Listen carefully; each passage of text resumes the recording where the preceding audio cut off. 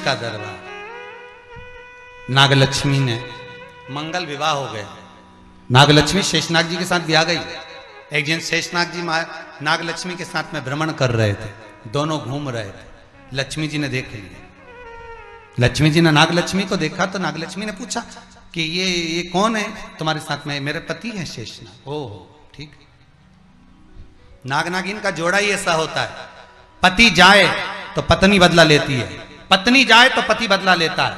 इसलिए हिंदू धर्म की रीति है, गाड़ी के नीचे हाथ में किसी भी रूप में अगर आपसे सर्प मरा है, सर्प की हत्या हुई है, या आपने किसी के द्वारा सर्प पकड़ा कर छुड़वा भी दिया है, तो निवेदन रहता है चांदी का एक नाग नागिन छोटा सा बनाकर, छोटा सा उसको शक्कर के कलश में रखकर बांध कर शिव मंदिर में रखकर आ जाइए, उसको दे दो शिव बाबा को कि अब हमारी तरफ से हमने हाजिरी लगा दी, हमसे दुख, हमसे गलती हुई, हम क्षमा चाहते हैं। गलती मनुष्य से होती है, मानव से होती है, हो गई गलती, अब आपको साधना।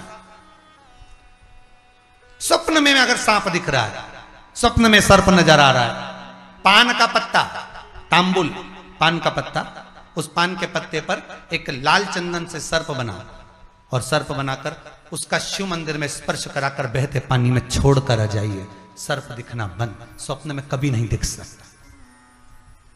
सर्प का घर में सर्प आ रहा है, आस्तिक मुनि का स्मरण करिए। 5 लौंग,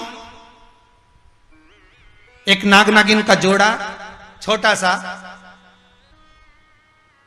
किसी भी स्थान पर ईशान कोण के अंतर्गत उसको थोड़ा सा खड्डा खोदकर 5 लौंग के साथ नाग नागिन के जोड़े को दबा दीजिए, मिट्टी डाल दीजिए।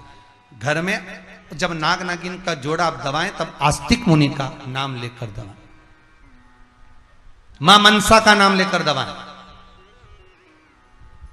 जो नागों की बहन है, उस मनसा देवी का स्मरण कर कर उसको डाल दी। आज भी हमारे यहाँ हिंदू धर्म नीति है, जब पहला कालम नए मकान का पहला कालम जब भराता है, उसमें तांबे के कलश में नाग नागिन रखकर, कमलगट्टा रखकर, अमरबेल रखकर, थोड़ी सी सरसों रखकर उसका पूजन कर कर पहले कालम के अंदर जो पहला कालम भराएगा, गड्ढे का पहला जो सरिया रखाता है, कालम भराता है, वास्तु पूजन के हिसाब से उसमें रखा जाता है। और वो उसके रखने के बाद भी जब मकान का मुहूर्त होता है तो वास्तु पूजन में नाग नागिन का जोड़ा रखाता है, वो भी उस मकान में कहीं ईशान के अंतर्गत उसको दबाया जाता है,